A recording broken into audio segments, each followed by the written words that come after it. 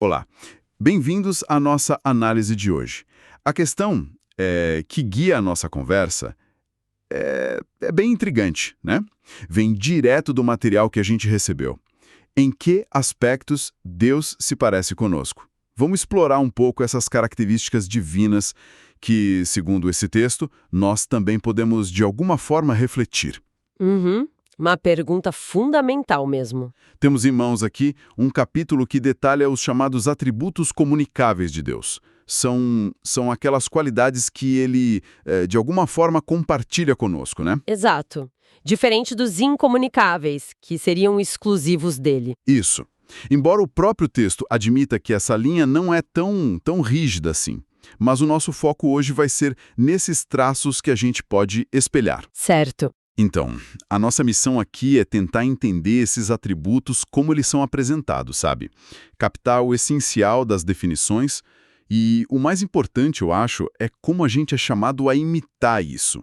O material até menciona aquela ideia de sermos imitadores de Deus, citando Efésios 5.1. Sim, essa conexão é chave. E para facilitar, o texto organiza tudo em categorias.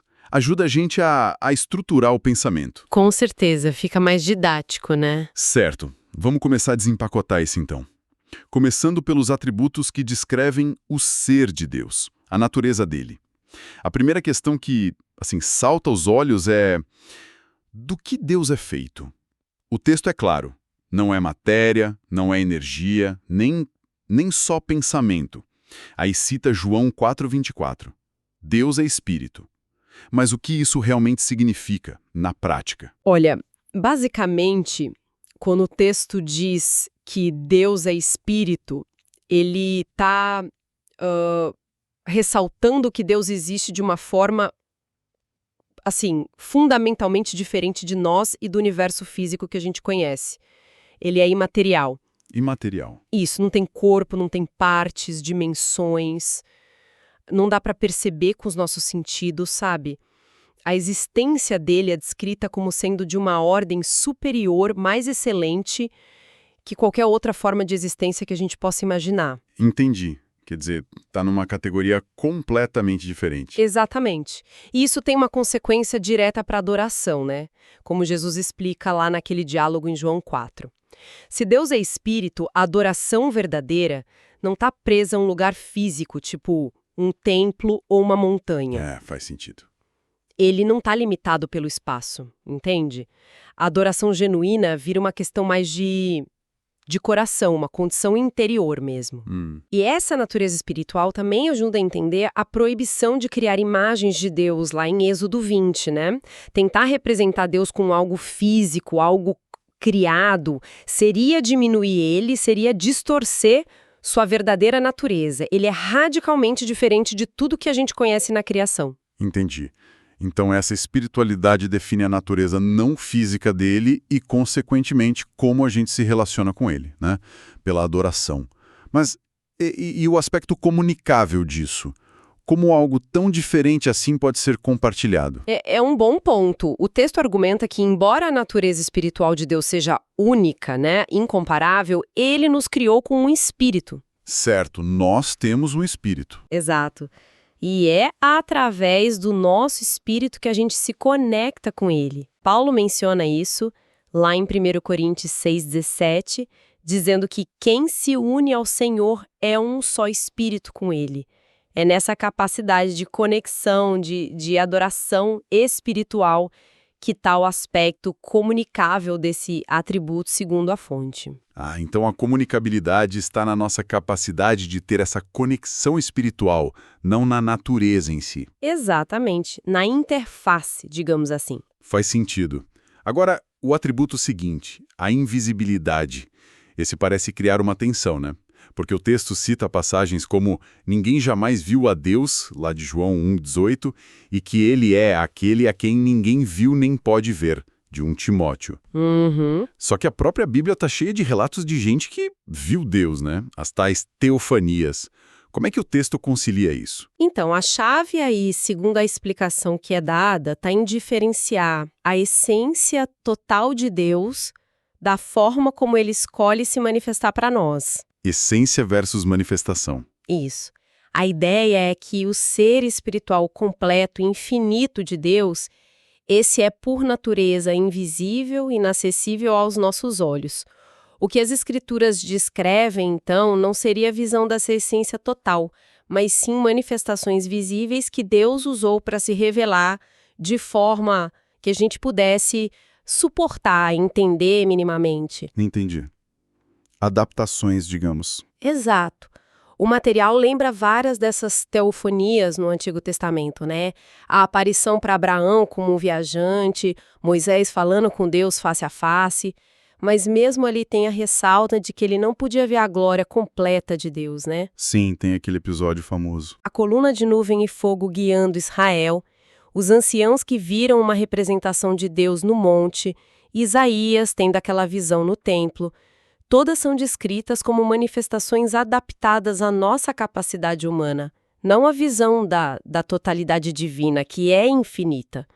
Imagino que, nessa linha, Cristo seja a manifestação máxima disso, certo? Com certeza, o texto destaca Jesus como a teofania definitiva, única. João 1,18 diz que o Filho o tornou conhecido. E as palavras de Jesus mesmo, em João 14,9, são muito diretas. Quem me vê, vê o Pai. Em Cristo a gente tem a revelação visível mais clara, mais completa de Deus que é possível ter nesta vida. E quanto à visão futura, no céu? O texto fala algo sobre isso? Fala assim, e pondera.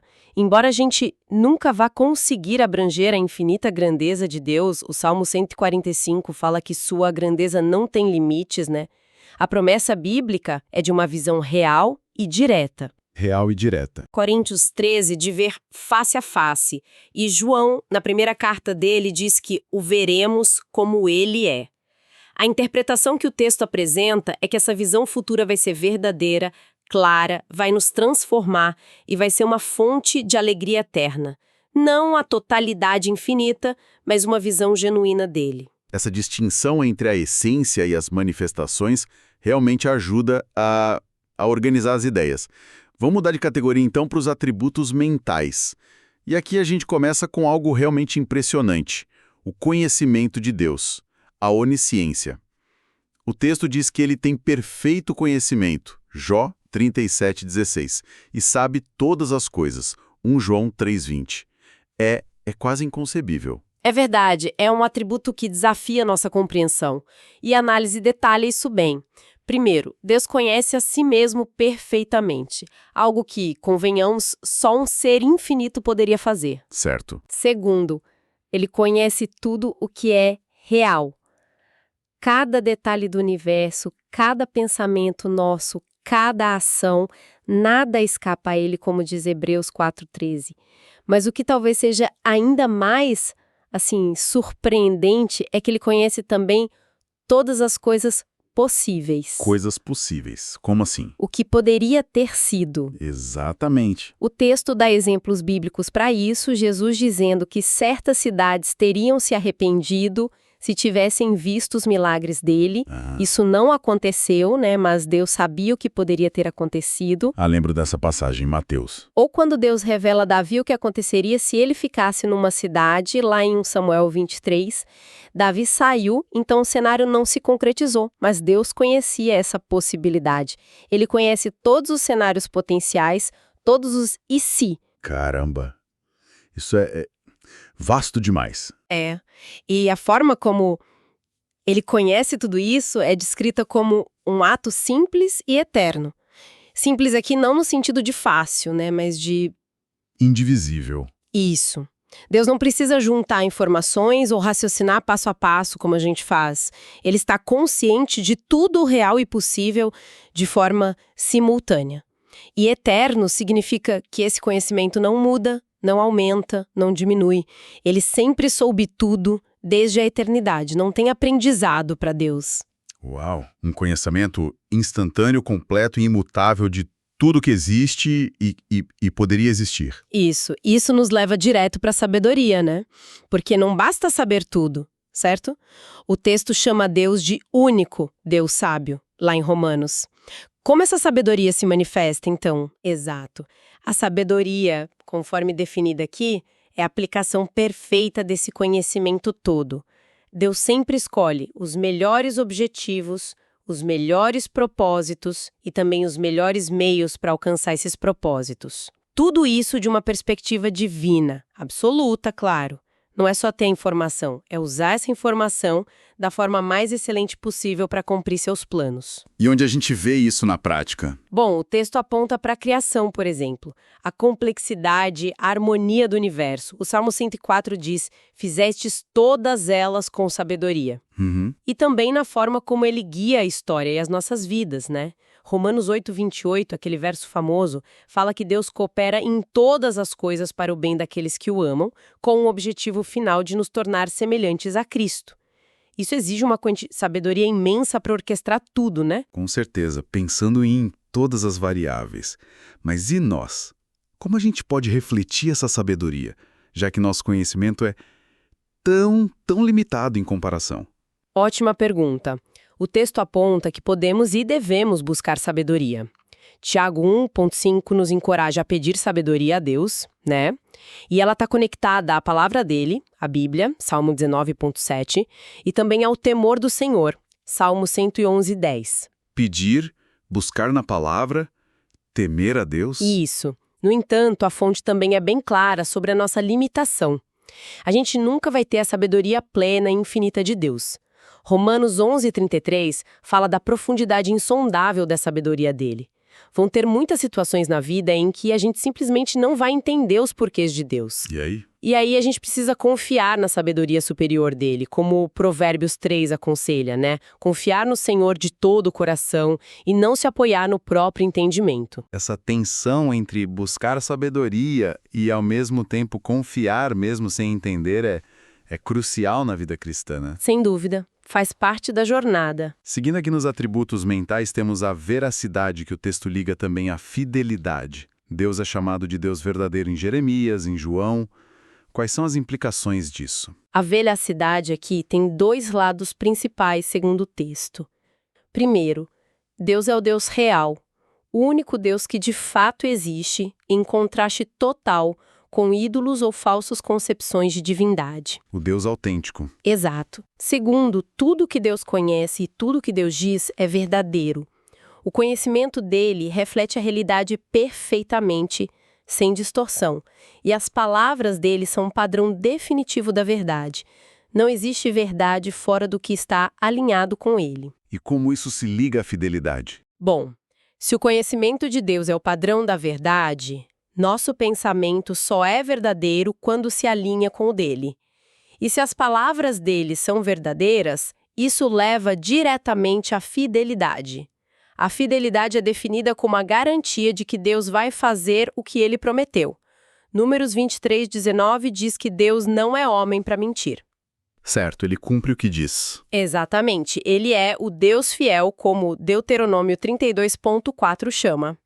As promessas dele são seguras. E a nossa fé se apoia justamente nessa veracidade e nessa fidelidade. Confiamos porque ele é verdadeiro e fiel. E como a gente imita isso? O texto sugere algumas formas, buscando conhecer a verdade sobre Deus e sobre o mundo, né? Colossenses 3:10 fala em ser renovado em conhecimento. E, claro, sendo verdadeiros nas nossas palavras e ações, abandonando a mentira, como Paulo também exorta em Colossenses 3. É um chamado para amar a verdade e odiar a falsidade no nosso íntimo, refletindo o caráter dele. Buscar a verdade no pensar e no falar.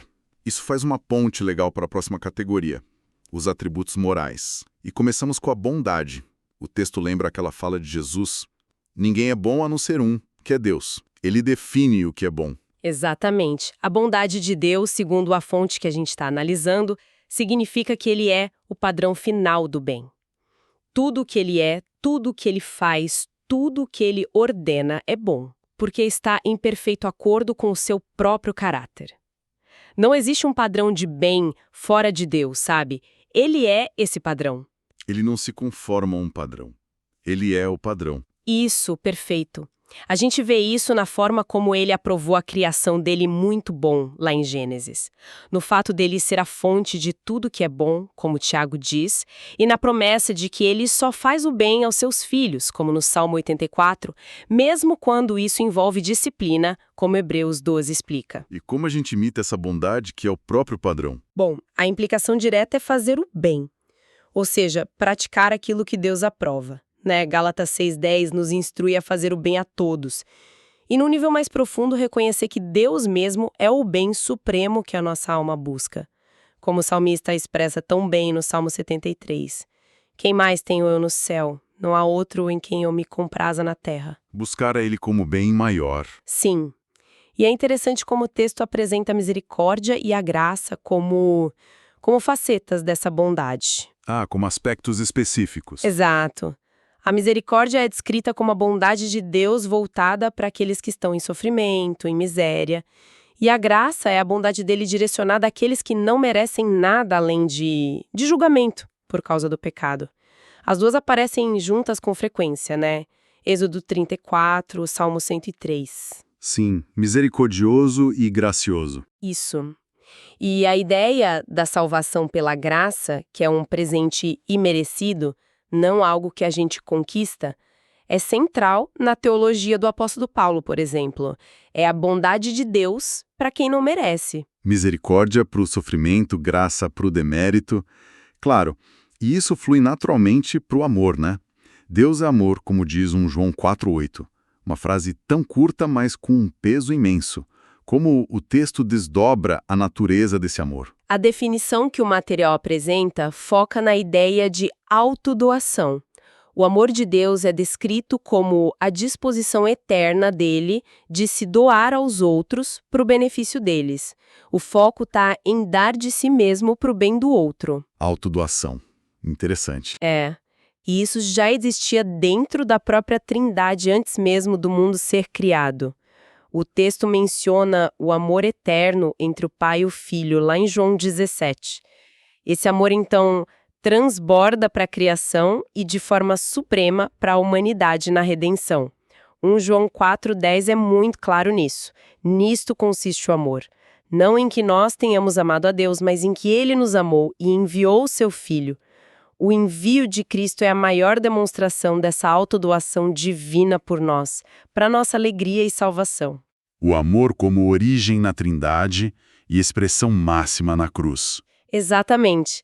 E a nossa resposta a esse amor, segundo o texto, é amar a Deus de volta, Com todo o coração, alma, entendimento, como Jesus ensinou.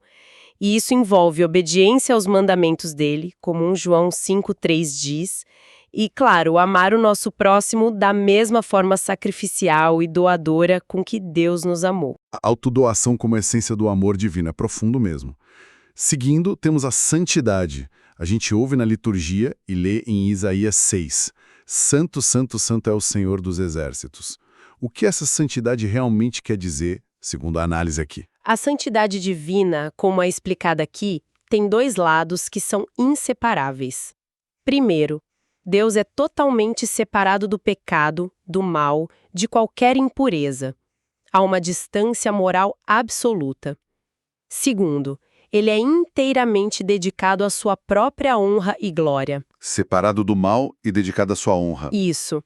É uma combinação de pureza moral perfeita e uma dedicação total ao seu próprio valor infinito. O texto até usa a imagem do tabernáculo com o lugar santo e o lugar santíssimo para ilustrar essa separação e dedicação progressivas. Deus é chamado de o Santo de Israel, Sua santidade o distingue radicalmente de tudo e de todos. E como isso se aplica a nós? Bom, essa santidade dele estabelece o padrão para nós. Aquele mandamento, sejam santos porque eu sou santo, que aparece em Levítico e é repetido por Pedro, é um chamado para a gente refletir esses dois aspectos, nos separar do pecado e dedicar nossas vidas à honra de Deus. A busca pela santidade é um processo contínuo na vida cristã, Tanto individualmente quanto como comunidade da igreja. Hebreus 12 fala sobre isso. Buscar essa separação e essa dedicação. Ok. Isso nos leva à retidão ou justiça. O texto diz que são basicamente a mesma ideia no original hebraico e grego. Deus é justo e reto, como diz Deuteronômio. Quais as implicações práticas disso? A retidão ou justiça de Deus significa que ele sempre age em perfeita conformidade com o que é certo. E mais, que ele mesmo é o padrão final do que é certo. O caráter dele define o que é justiça. Certo. E quais as consequências disso, especialmente para o pecado? As consequências são sérias. Como Deus é justo, ele precisa tratar o pecado como ele merece. E o pecado merece punição. Um Deus que simplesmente ignorasse o pecado, que não reagisse a ele, não seria um Deus justo, segundo essa visão. E é aí que a morte de Cristo entra em cena de novo na argumentação do texto, imagino, para satisfazer essa justiça. Exatamente. Romanos 3,25 e 26 é citado como a passagem-chave que mostra como Deus demonstrou sua justiça na cruz. Ao punir o pecado em Cristo, ele manteve seu padrão de retidão e, ao mesmo tempo, de forma maravilhosa, abriu o caminho para justificar, declarar justo todo aquele que tem fé em Jesus. A justiça foi satisfeita ali. Entendi. A cruz como demonstração da justiça. E é fundamental entender, o texto reforça isso, que não existe um padrão de justiça acima de Deus ao qual ele tenha que se conformar. O caráter dele é a lei suprema. Ele não precisa se justificar para nós, como fica claro naquele diálogo com Jó, né? O fato de Deus ser perfeitamente justo e ter todo o poder para executar essa justiça é apresentado como um motivo de segurança e louvor para aqueles que confiam nele. Deus como padrão absoluto de retidão. Entendido. O próximo atributo moral é o zelo. Essa palavra, para nós, muitas vezes soa negativa, né? Como ciúme possessivo. Mas o texto diz que Deus é zeloso. Êxodo 25. Como a gente entende isso de forma positiva? É uma boa observação. O zelo divino é definido aqui como a busca contínua de Deus por proteger sua própria honra. O texto usa até o exemplo do apóstolo Paulo, que diz ter um zelo de Deus pelos coríntios, lá em 2 Coríntios, indicando uma proteção dedicada, vigilante, um cuidado intenso. Ah, nesse sentido de proteção e cuidado. Exato. Aplicado a Deus, esse zelo significa que ele deseja, e deseja corretamente, a adoração exclusiva que só a ele é devida. Êxodo 34:14 diz que o nome dele é zeloso. Ele age para proteger sua glória de ser diminuída ou dada a outros como ídolos. Mas por que isso é bom para Deus e ruim para nós termos esse zelo por nossa própria honra? A diferença crucial está em quem merece a honra. O orgulho e a busca pela própria honra são errados para nós, porque nós somos criaturas, nós não merecemos essa glória final. Tudo que temos recebemos, como Paulo diz em 1 Coríntios 4. Mas para Deus, que é infinitamente digno, buscar e proteger sua própria honra é algo justo e bom. Isaías 48:11 mostra Deus agindo por amor de mim mesmo, por amor de mim mesmo. O argumento do texto é que compreender e até se alegrar no fato de que Deus valoriza imensamente sua própria glória é essencial para a adoração verdadeira. Ok. O zelo como proteção justa da honra que lhe é devida.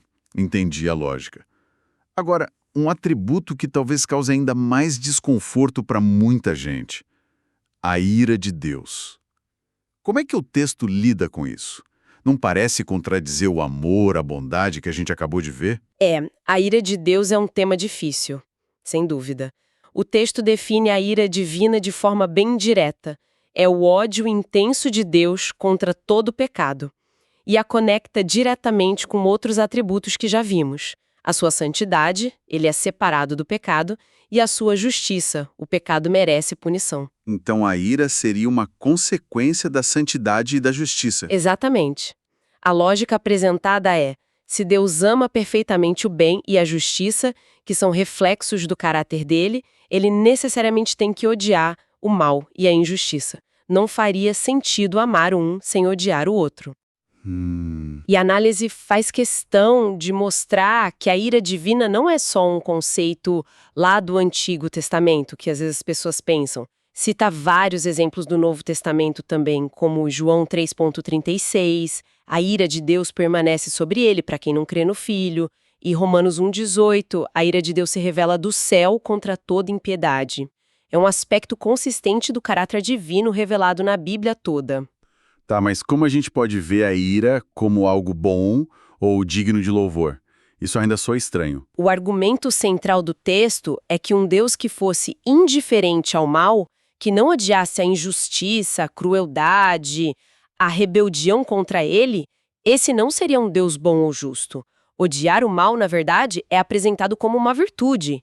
Hebreus 1,9 cita aquele salmo que diz a respeito do Messias: amaste a justiça e odiaste a iniquidade. Odiar o mal como virtude. Sim, e nós imitamos isso corretamente quando também odiamos o pecado claro, com aquela ressalva super importante que o próprio texto faz numa nota de odiar o pecado, mas amar o pecador, né? Certo. A distinção é fundamental. Para aqueles que estão em Cristo, o texto afirma que não há mais temor dessa ira, porque Jesus nos livrou dela na cruz, 1 Tessalonicenses 1,10. A cruz, aliás, é a maior demonstração da seriedade da ira de Deus contra o pecado, ao mesmo tempo que é a maior demonstração do seu amor. Os dois lados na cruz. Exatamente.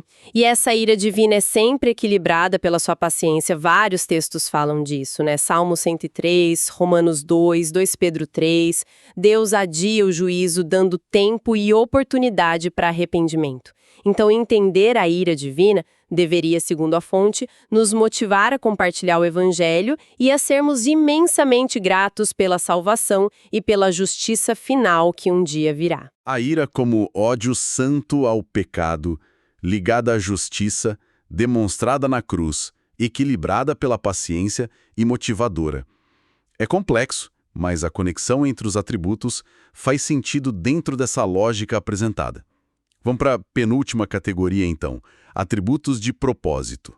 Começamos pela vontade de Deus. O texto a descreve como a razão final por trás de tudo, citando Efésios 1,11. Como a gente pode entender essa vontade, que parece tão abrangente, sem cair em simplificações? A vontade de Deus é apresentada aqui como o atributo pelo qual ele decide e também executa seus planos para si mesmo e para toda a criação. É sobre as escolhas e determinações dele. E o texto mostra como isso abrange tudo mesmo, desde a criação do universo, Apocalipse 4,11 fala que tudo foi criado pela vontade dele, até os detalhes da nossa vida diária. Tiago 4,15, se o Senhor quiser, e os grandes eventos da história, como a própria morte de Cristo, Atos 4 fala, que aconteceu conforme o plano determinado por Deus. É realmente onipresente essa vontade. Sim, mas o ponto crucial que o texto destaca e que ajuda muito a entender, baseado lá em Deuteronômio 29:29, as coisas encobertas pertencem ao Senhor, mas as reveladas a nós, é a distinção entre dois aspectos dessa vontade. Existe a vontade secreta de Deus, também chamada de decretatória ou soberana. Vontade secreta. São os planos soberanos, muitas vezes ocultos para nós, que determinam tudo o que de fato vai acontecer no universo. A gente só conhece essa vontade depois que ela acontece, olhando para trás. E existe a vontade revelada de Deus, também chamada de preceptiva ou mandamental. E essa seria? Essa é o que Deus nos manda fazer. Seus mandamentos, seus preceitos, o que Ele revelou na Bíblia como sendo o certo e o errado, o que agrada e o que desagrada a Ele. Poderia dar um exemplo rápido para a gente fixar essa diferença? É importante. Claro. Quando a gente ora no Pai Nosso, seja feita a tua vontade, assim na terra como no céu, a gente está pedindo que a vontade revelada de Deus, os mandamentos dele, sejam obedecidos aqui na terra. Ah, tá. Que as pessoas obedeçam. Exato. Mas quando Tiago fala para a gente dizer, Se o Senhor quiser, viveremos e faremos isto ou aquilo, a gente está reconhecendo a vontade secreta de Deus, que governa soberanamente o futuro que a gente não controla. Entendi. Uma é o que ele manda, a outra é o que ele decreta que vai acontecer. Perfeito. O caso clássico é o dos irmãos de José, lá em Gênesis 50. Eles pecaram terrivelmente contra José, agindo contra a vontade revelada de Deus. Não matarás, não venderás teu irmão. Mas José reconhece que Deus usou o mal deles para um bem maior, salvar muitas vidas da fome, cumprindo assim a sua vontade secreta, o seu plano soberano. Uau! Isso ajuda a entender muita coisa na Bíblia. Ajuda. Mas o texto também faz advertências importantes. Primeiro, para a gente não pensar que Deus tem prazer no mal ou no pecado só porque ele o usa soberanamente em seus planos. Ezequiel 33 diz claramente que Deus não tem prazer na morte do ímpio. Ele odeia o pecado. Certo. Usar não é aprovar. Exato.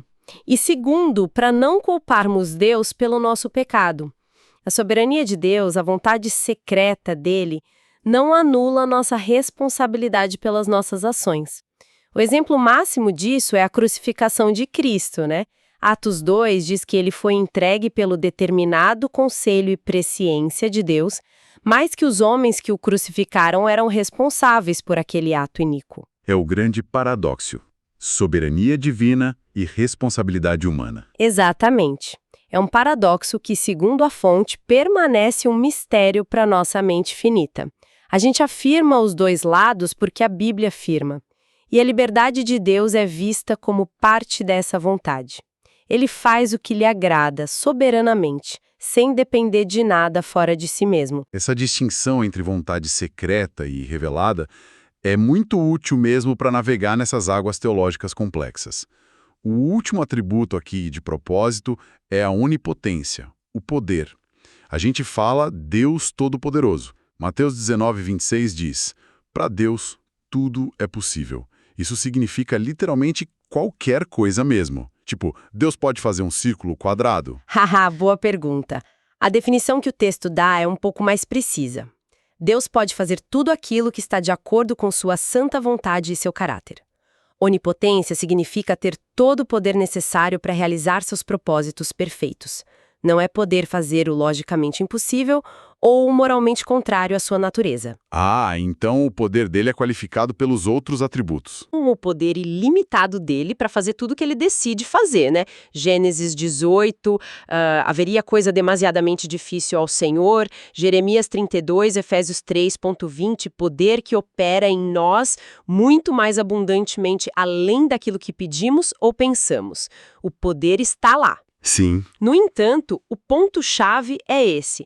Deus não pode fazer coisas que contradigam quem ele é. O poder dele não opera isolado dos outros atributos. Como, por exemplo, o que Deus não pode fazer? O texto cita alguns exemplos bíblicos. Ele não pode mentir, Tito 1.2, porque ele é a verdade encarnada. Ele não pode ser tentado pelo mal, Tiago 1.13, porque ele é absolutamente santo. Ele não pode negar a si mesmo ou quebrar suas promessas, 2 Timóteo 2.13, porque ele é fiel e imutável. Seu poder opera sempre em perfeita harmonia com sua santidade, justiça, bondade, veracidade. Entendi. O poder dele é consistente com o caráter dele. Exatamente. E como a gente reflete isso? O texto sugere que Deus nos deu vontade e também poder. Poder físico, mental, de influência, de persuasão, em esferas de autoridade que ele nos concede, para que a gente use esse poder de modo agradável a ele, refletindo o caráter dele no exercício desse poder.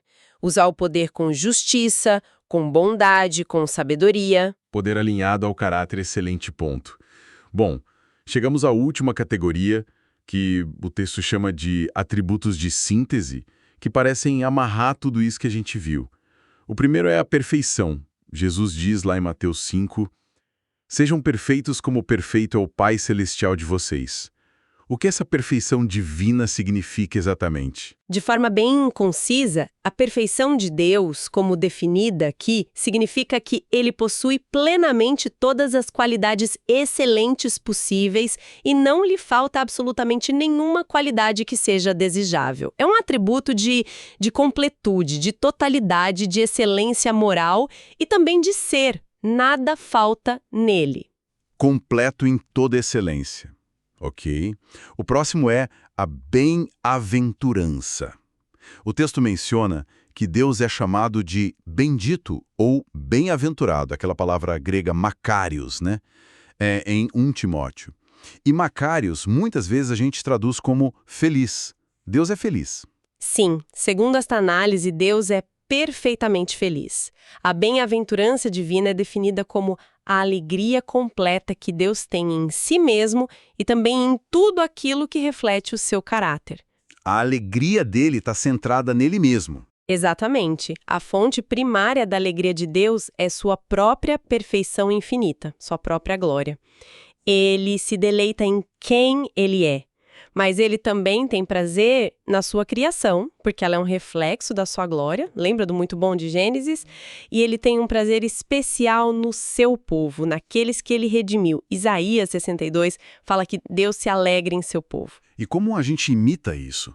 Encontrando a nossa maior alegria nele, em quem ele é e nas coisas que o agradam, se alegrando na maneira como fomos criados, na criação como reflexo dele, mas, supremamente, no próprio Deus como a fonte de toda bem-aventurança verdadeira. A alegria de Deus centrada nele mesmo e a nossa alegria encontrando seu centro nele.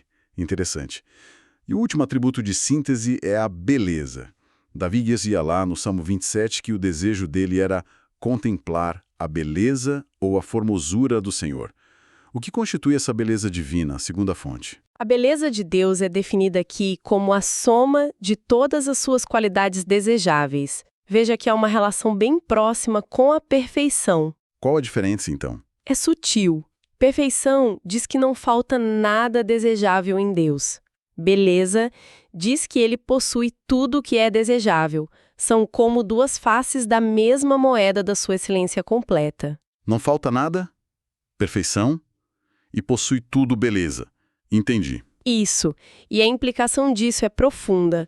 Deus é o objeto final que pode satisfazer todos os anseios legítimos e bons do nosso coração. Tudo que a gente considera verdadeiramente belo, bom, desejável, encontra nele sua fonte e sua expressão máxima.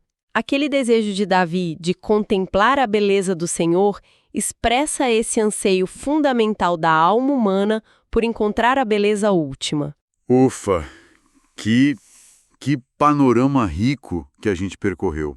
Exploramos a natureza espiritual e invisível de Deus, sua mente onisciente e sábia, sua veracidade e fidelidade, depois o caráter moral dele, bondade, misericórdia, graça, amor, santidade, justiça, retidão, zelo até a ira santa. Aí os propósitos dele, sua vontade soberana, distinguindo secreta e revelada, e seu poder infinito, a onipotência. E por fim, essa completude nele, perfeição, bem-aventurança e beleza.